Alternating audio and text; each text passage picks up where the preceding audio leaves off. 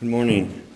So we're going to be reading from Luke 21, verses 7 through 13, and the English Standard Version was requested by Sam. That's Luke 21, 7 through 13. And they asked him, "Teacher, when will these things be? And what will be the sign when these things are about to take place?" And he said, "See that you are not led astray, for many will come in my name, saying, 'I am he,' and 'the time is at hand.' Do not go after them. And when you hear of wars and tumults, do not be terrified, for these things must first take place, but the end will not be at once." Then he said to them, "Nation will rise against nation, and kingdom against kingdom. There will be great earthquakes, and in various places famines and pestilences. And there will be terrors and great signs from heaven. But before all this, they will lay their hands on you and persecute you, delivering you up to the synagogues and prisons, and you will be brought before kings and governors for my name's sake. This will be your opportunity to bear witness."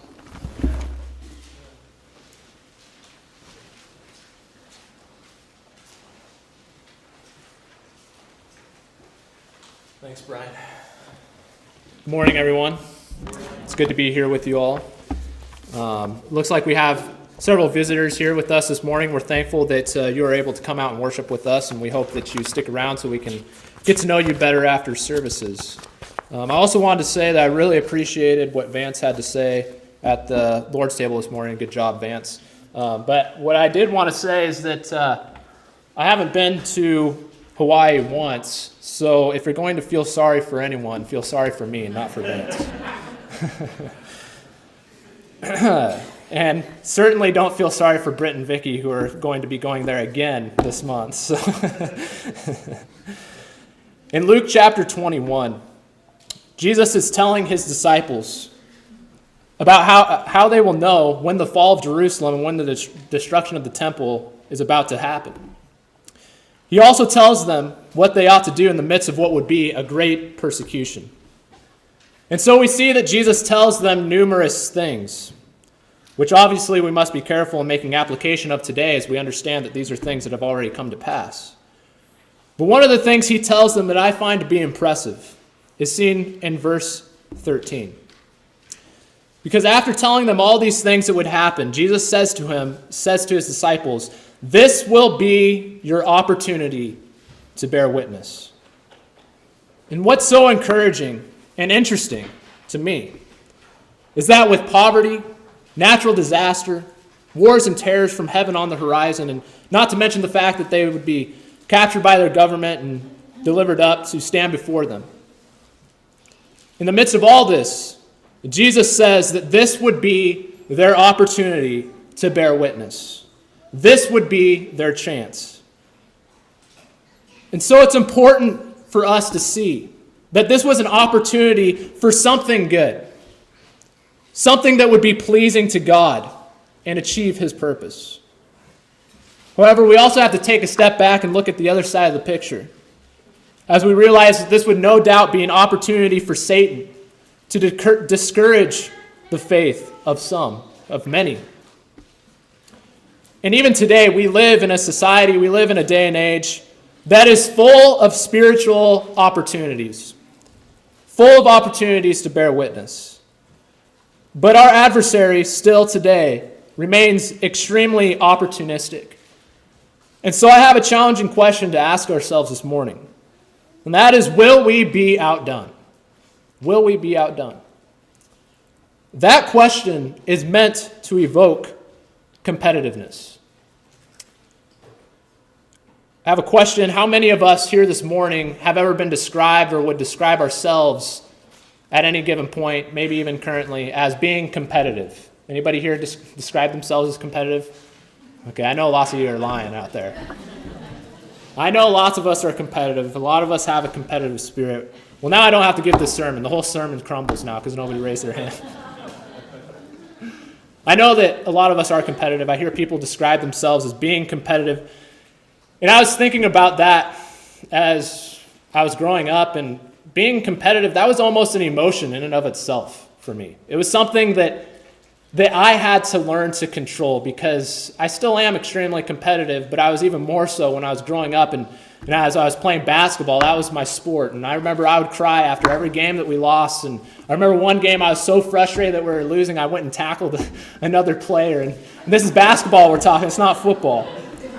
So I was very competitive, and it was manifesting itself in a negative way. And we see even in our adult lives that competitiveness can manifest itself in negative ways.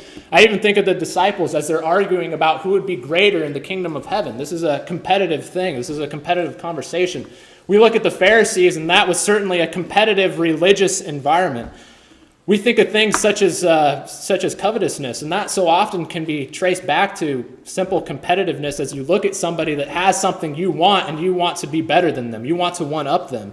And we look at the workplace, and every aspect of life, it seems that we're dealing with competition. It's a dog-eat-dog world. And we see all the negative ways that competitiveness manifests itself in daily life. But that being said, I do feel that this is something that is built into us as human beings, to be competitive. And with that in mind, I have to think that this can be something that is positive, something that can be used for good rather than for evil. And so that's what I want to look at as we consider the competitive spirit of man. We find that Scripture appeals to competitiveness. And this is what tells me that this is something good that can be used for good if we learn to control it and harness it. For instance, we see in Hebrews chapter 12 and verse 1, as I understand you guys had a great discussion on this 1 or 2 weeks ago. The Hebrew writer says, "Therefore, since we are surrounded by so great a cloud of witnesses, let us also lay aside every weight and sin which clings so closely, and let us run with endurance the race that is set before us." And so we see this idea of a race. And then Paul even talks similarly in Galatians chapter 5 and verse 7 and elsewhere throughout the Bible. He uses this analogy, but he tells the Galatians in Galatians 5 and verse 7 that you were running well. Who hindered you from obeying the truth? And Paul even talks about this idea of running in vain and laboring in vain in Philippians 2 and verse 16. And furthermore, go ahead and turn over to 1 Corinthians chapter 9. 1 Corinthians chapter 9 and in verse 24, we see several athletic analogies being used here that appeal to the competitiveness in man. Paul writes, "Do you not know that in a race all runners run, but only one receives the prize? So run that you may obtain it. Every athlete exercises self-control in all things. They do it to receive a perishable wreath, but we an imperishable. So I do not run aimlessly. I do not box as one beating the air, but I discipline my body and I keep it under control, lest after preaching to others, I myself should be disqualified." And we see Paul, he's talking about this idea of running a race and running in a way that we may obtain the prize. And he talks about boxing and this idea of exercising self-control in the same way that athletes do leading up to an event. And so I have to step back and ask myself a question. What is the meaning of this? What's the purpose of the Hebrew writer, using this illustration of running a race? Or what's Paul's purpose between talking about boxing and talking about running? And what it really comes down to me, is it seems that they're stirring us up so that we are motivated to receive that prize, to run in a way that we will obtain it, to receive that crown of righteousness. They're telling us that we're working towards something worth striving for. And so they appeal to our competitive nature. We see people in the world devote themselves to so much less. We see people in the NFL and they devote their whole lives. We see people not only devoting their lives to playing the game, but people who devote their lives to just watching the game. And why is that? Well, so that they can win a stupid ring or a stupid trophy. These are things that aren't worth striving for at the end of the day, but we have an imperishable crown on the line. And so that's one thing, but it seems also that what they're trying to get us to see is that at the end of the day, there will be winners and losers. And so as we look at that, it also begs the question. And by the way, it seems that the losers are also so often the ones who give up, the ones who quit running the race, the ones who quit exercising self-control. But what are we competing for? And I put for what are we competing? You know, Brent always drilled into me that I don't finish a sentence with a prepositional ending. I would never talk like that, but you know, Brent's not here today. What are you competing for? What are we competing for? The first thing I'd point out to us is we're competing for the faith. In Jude chapter 3, Jude writes, "Beloved, although I was very eager to write to you about our common salvation, I found it necessary to write appealing to you to contend for the faith that was once for all delivered to the saints." That word contend is really interesting. It's the only time that it's used in the entire New Testament. It's, okay, I'm going to mess this up, epigonizomai. I practiced that several times. I couldn't get it down. But that's the Greek word. And that word is really an intensification of the word contest. Hence why it reads to contend earnestly. We are contending for the faith. And in this context, we understand it's not just a simple system of belief that we're contending for, but it's the very doctrine of faith itself. While there were people out there who were opposing the faith, opposing the fact that Jesus was the Christ. This is what we're contending for. This is what we're competing for to protect. And so Jude appeals to that. And we see, obviously, we're also competing for the souls of others. Again, turn back to 1 Corinthians chapter 9. And Trevor chose the song, "A Soul Winner for Jesus." That comes from these verses. We remember when Paul says that I become all things to all people. Well, why is it that he did that? And we're told in these passages. 1 Corinthians chapter 9 and verse 19, Paul writes, "For though I am free from all, I have made myself a servant to all, that I might win more of them. To the Jews I became as a Jew in order to win Jews. To those under the law I became as one under the law, though not being myself under the law, that I might win those under the law.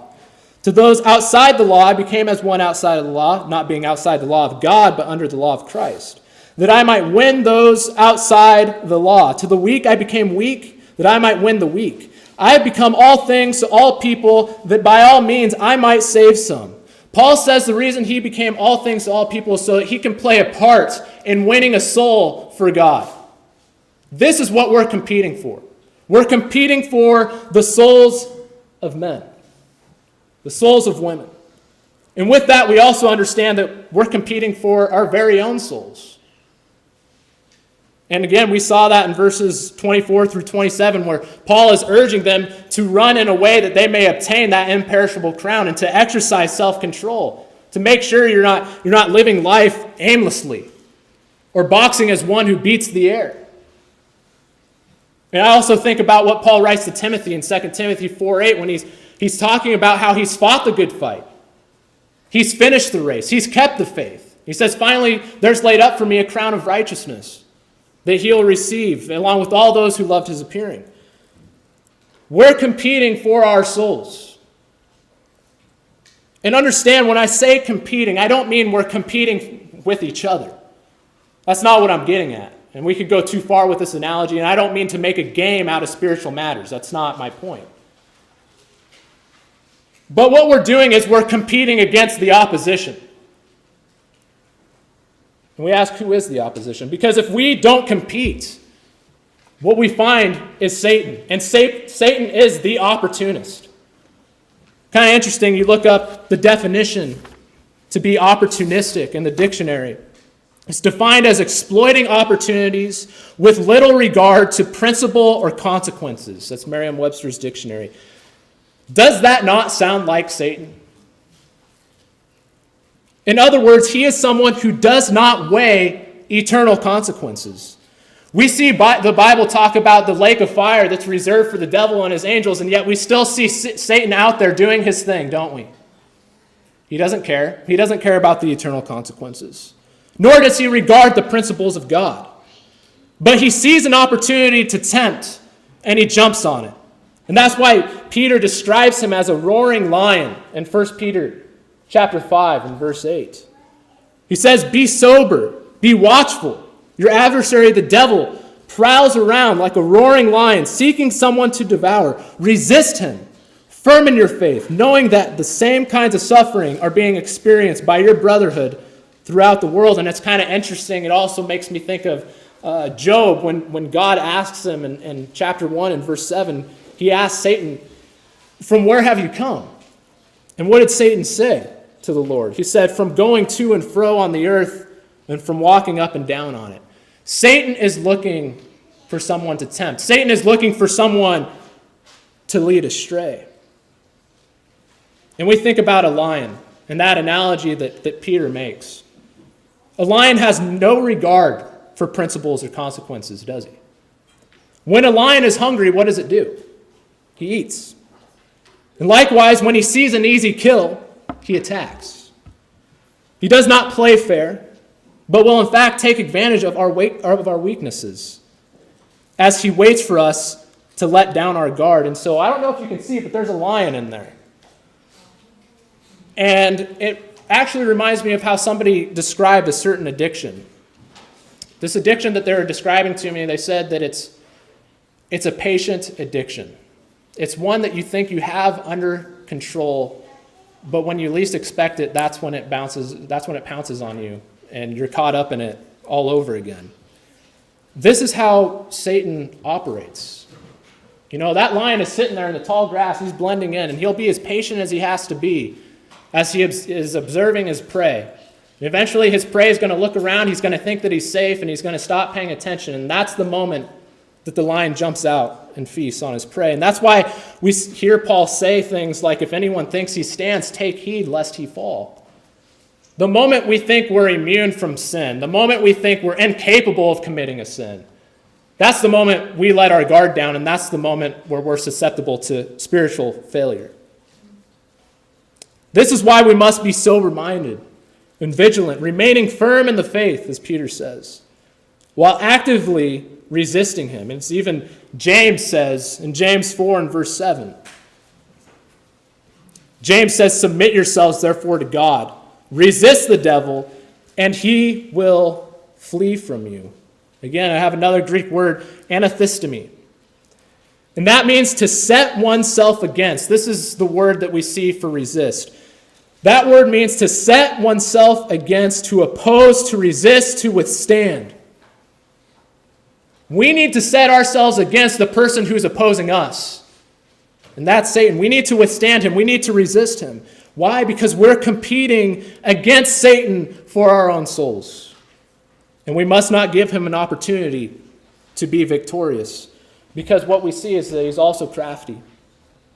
How is it that we're introduced to Satan? What is it that he's described as? In Genesis chapter 3 and verse 1, it says, "Now the serpent was more crafty than any other beast of the field that the Lord God had made." Similarly, as Paul makes an allusion, he refers back to the Garden of Eden in this instance in 2 Corinthians 11 and verse 3. He says, "I am afraid that as the serpent deceived Eve by his cunning, your thoughts will be led astray from a sincere and pure devotion to Christ." But I want us to look at that word cunning, because we see the Hebrew word, and the Hebrew word for crafty there really means just that. It means to be crafty. But the Greek word there, it's always used in a bad sense, always. And it's also defined as clever, crafty, and sly, and that certainly gives you a visual image. But one lexicon says the word literally means ready to do anything. This is what we're up against. We're up against someone who has no moral compass and is ready to do anything. We see he operates through deception and lies. As Paul was worried that the church in Corinth would be turned away to another Christ, that they would be deceived like Eve by his cunning. And Jesus tells us in John 8 and verse 44 that when he lies, he speaks in his native tongue, that he's the father of lies. In 2 Corinthians chapter 2 and verse 10, Paul writes, "Anyone whom you forgive, I also forgive indeed. What I have forgiven, if I have forgiven anything, has been for your sake in the presence of Christ, so that we would not be outwitted by Satan. For we are not ignorant of his schemes or designs," or what some versions say. We see that Satan is constantly scheming, constantly planning, constantly looking for ways to get us to slip up. Make no mistake. He will try anything, and he will try you, and he will try me, as he has attempted to tempt even the most righteous that have walked this earth. We think obviously of Jesus, who was tempted in the wilderness. And I also think of Job, again, as God even said to Satan, have you considered my servant Job? He was willing to do anything. He was willing to kill Job's children. There they are, sitting in a building, 14 of his children. All of a sudden the roof collapses. Boom, they're gone. He was willing to turn his own wife against him, tell him to curse God and die. He was willing to take away all the riches that he had formerly enjoyed. He was willing to strike him with a leprosy-like virus. He was willing to take his best friends and turn them against him. He'll do anything. And it's no wonder Paul tells the Ephesians in Ephesians 4 and verse 27. He says, and give no opportunity to the devil. That's what Paul writes. Give no opportunity to the devil. Why? Because he'll use it. Because he'll take advantage of it. And so, as we look at this, we see we're up against an opportunist. We're up against somebody who takes advantage of every little opportunity that we give him. And that's why we cannot afford to have any missed opportunities, whether it be opportunities for personal growth. Ephesians chapter 5 and verse 15, Paul says, look carefully then how you walk, not as unwise, but as wise, making the best use of the time because the days are evil. Therefore do not be foolish, but understand what the will of the Lord is. You know, we're only given so much time on this earth. Maybe 85 years if we're really lucky. We're on borrowed time. Therefore, we need to be making the most of our time. Making sure that we are not remaining as unwise. Making sure we're not staying stagnant in the faith. But instead seeking wisdom and personal growth through understanding what the will of the Lord is. That's what Paul tells us to do. And this is an attitude that we need to maintain even when we're encountering difficulties. In 2 Corinthians chapter 12 and in verse 7, we see one of the more inspiring passages in the Bible for individuals who are going through difficult times. As we recall, Paul says that he was given this thorn in the flesh, and he says it was a messenger of Satan to harass me, to keep me from becoming conceited. And Paul says that 3 times he pleaded with God to take this away from him. 3 times he prayed to God. And we remember how it is that God replied to him. He said, my grace is sufficient in verse 9. My grace is sufficient for you, for my power is made perfect in weakness. So Paul says, therefore I will boast all the more gladly of my weaknesses, so that the power of Christ may rest upon me. For the sake of Christ, then I am content with weaknesses, insults, hardships, persecutions, and calamities. For when I am weak, then I am strong. When we're going through difficult times in our lives, it's so easy to get down on ourselves. It's so easy to feel sorry for ourselves. But you never know. We look at these circumstances in life and we so often are tempted to think, God is punishing me. And that's what Job's friends were trying to get him to see. That's what they're trying to tell Job. It's, you know what, Job? You're obviously guilty of some sin. You need to repent. And we remember Job is claiming the whole time his innocence. Why was it that Job was put through the gauntlet, so to speak? It was because God said, have you considered my servant Job? Job went through that because of his confidence in Job. It wasn't to punish him. When we go through difficult times, sometimes it's God showing his confidence in us that we can handle it, that we can get through it, that we can grow our relationship with him, that we will remain loyal to him, and that our loyalty to him isn't just based off stuff. And it's not just there when the times are good, but it's going to be there no matter what. we can't pass on those opportunities. And we can't pass on opportunities to evangelize. Philippians chapter 1. In Philippians chapter 1, in verse 12, Paul's in prison and he writes to the church in Philippi. He says, I want you to know, brothers, that what has happened to me has really served to advance the gospel, so that it has become known throughout the whole imperial guard and to all the rest that my imprisonment is for Christ. And most of the brothers, having become confident in the Lord by my imprisonment, are much more bold to speak the word without fear. Some indeed preach Christ from envy and rivalry, but others from goodwill. The latter do it out of love, knowing that I am put here for the defense of the gospel. The former proclaim Christ out of selfish ambition, not sincerely, but thinking to afflict me in my imprisonment. What then? Only in every way, whether in pretense or in truth, Christ is proclaimed, and in that I rejoice. We see Paul thrown in prison, and yet he tells the Philippians that it was still an opportunity for the gospel that was worth rejoicing over. Because through his arrest, Paul was able to shine the light of Christ in a small corner of the world that would otherwise have never have known it. And so with that, I just want to say it doesn't matter what we do for a living, or where we go to school, or how much of a failure you may perceive yourself to be, or how old we are, or how young we are. Most of us are involved in daily circumstances where we are maybe the only person who has an understanding of the gospel of Christ in that setting. Therefore, each of us every day are in a unique opportunity to serve Christ and evangelize to a section of the world that nobody else is preaching to. And those are opportunities that we need to be taking advantage of. When those conversations are started in the workplace or wherever it may be, those are things that we shouldn't shy away from. When people ask us what we did over the weekend, we shouldn't shy away from telling them, well, I went to church on Sunday. These are opportunities to bring the gospel to other parts of the world that not all of us here have access to. And we need to take advantage of them.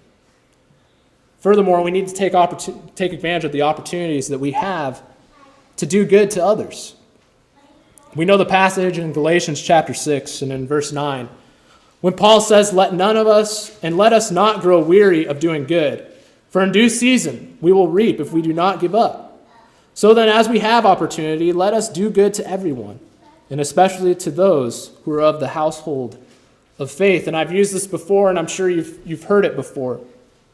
Opportunity and ability equals responsibility. When we have the opportunity to do something, along with the ability to do it, we have a responsibility. That's an opportunity to do something good for God. And we understand that doing good towards others, not only a way in which we sow by the Spirit, because it is, and that's what Paul's talking about, but it's also simply a way to encourage others. Certainly something that we all need, don't we? We all need encouragement. We all go through times where life seems to be against us in every way. Even Paul benefited from those who graciously ministered to him. Remember in 2 Timothy, in Paul's second letter that he wrote to Timothy in chapter 1, in verse 16, he talks about a man in his household. His name is Onesiphorus. And he writes, may the Lord grant mercy to the household of Onesiphorus, for he often refreshed me and was not ashamed of my chains. But when he arrived in Rome, he searched for me earnestly and found me. You know, that's the type of attitude we need to have. As we see, even Paul needed encouragement at times. What did Onesiphorus did? Well, first of all, he wasn't ashamed of Paul's chains. He wasn't going to shy away because of the fact that he was imprisoned. And furthermore, it says that he searched for me earnestly and found me. Opportunities to do good, to preach the gospel, to grow personally are not always going to be right in front of our face. Sometimes we have to do a little digging. Sometimes we have to search earnestly to find them. You know, I was preparing for the sermon and I found a really cheesy quote, but I kind of liked it, so I'm going to share it with you. It said, "If opportunity doesn't knock, build a door." That's the kind of attitude that we need to have when it comes to serving Christ. And finally, when we have opportunities to help save a brother, we cannot afford to miss it. In Jude 23, he says, "Save others by snatching them out of the fire." There is no room for indecisiveness when souls are entangled in the snares of sin. You know, if we saw someone who is in the midst of a fire, they're on fire, we would not be indecisive. We wouldn't think, okay, what am I going to do here? I think impulse would lead all of us to snatch them out of the fire immediately.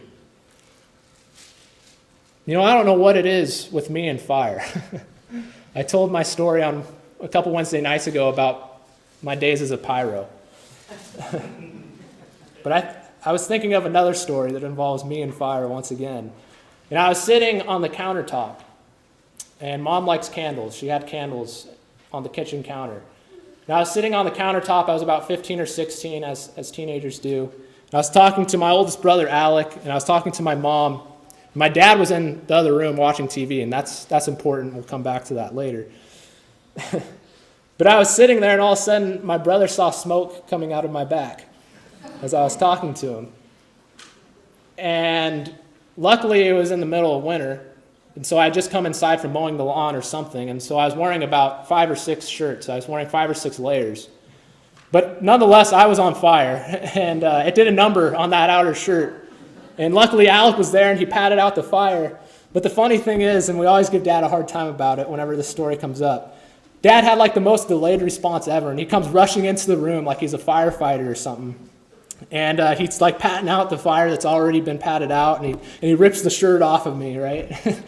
But I'm thinking about that, and as silly as that is, that's the kind of attitude that we need to have when a brother is caught up in sin. Not the delayed response, that's not what I'm getting at.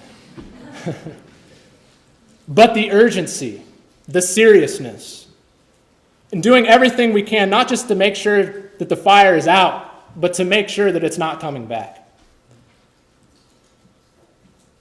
When we see someone clearly caught up in sin, we can't waste any time. We have to have that hard conversation, that bold conversation where we're holding them accountable. We have to do immediately whatever course of action is necessary for that given circumstance. Because we may only have a small window of opportunity to do so. I want to conclude by reading 2 Timothy chapter 4 and verse 6. 2 Timothy chapter 4 and verse 6. Paul writes, this is the last letter that we have, this is leading up to his death, obviously. He says, "I am already being poured out as a drink offering, and the time of my departure has come. I have fought the good fight. I have finished the race. I have kept the faith. Henceforth there is laid up for me the crown of righteousness, which the Lord, the righteous judge, will award to me on that day, and not only to me, but also to all those who have loved his appearing." Tim was a basketball coach, and I think he'll agree with what I'm about to say. There is nothing more shameful in the world of athletics than walking away from a game having said what? I could have tried harder. Paul gave it his all. Therefore, he said what he said with confidence. And so the question I leave us with is, will we be able to say the same thing towards the end of our lives? Will we be numbered among those who received that crown of righteousness and loved his appearing along with Paul? If so, we need to continue the course. We need to keep in the race and keep fighting and do everything we can to hold the faith. We need to keep on competing.